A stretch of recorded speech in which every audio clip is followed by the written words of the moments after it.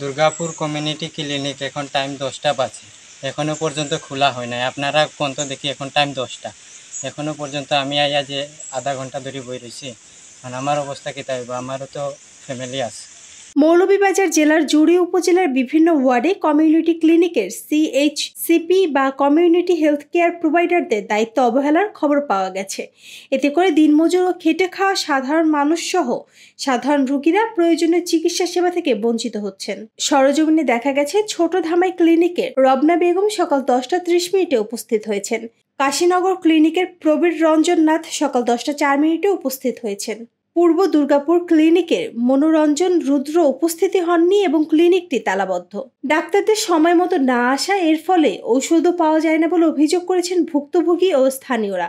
সেই সাথে ডাক্তারদের বিচারও চেয়েছেন।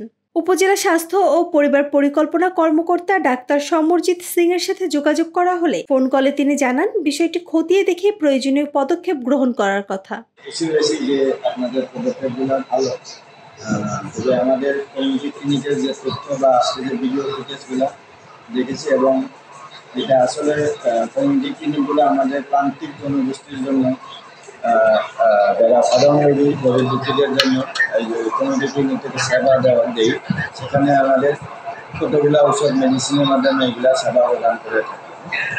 সেই ক্ষেত্রে যারা আমার কমিউনিটি যারা কাজ করে কমিউনিটি ক্লিনিকের সিএইচসি যারা, তাদেরকে অলরেডি আমি প্রত্যেকটা মাসিক মিটিংয়ে এবং বিভিন্ন সময় তাদের সাথে গ্রুপ করে আমি কথা বলে তাদেরকে সময় মধ্যে আগমন প্রস্তাবটা নিশ্চিত করার লাগে।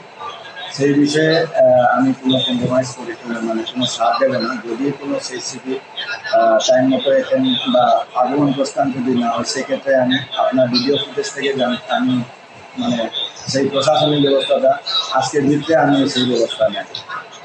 এটা আপনাদের প্রতি আমার মানে আশ্বাস থাকলো, এই ভবিষ্যতে যাতে এইরকম যাতে না ঘটে সেই ব্যবস্থা আজকের ভিত্তিতে আমি করব। ধন্যবাদ।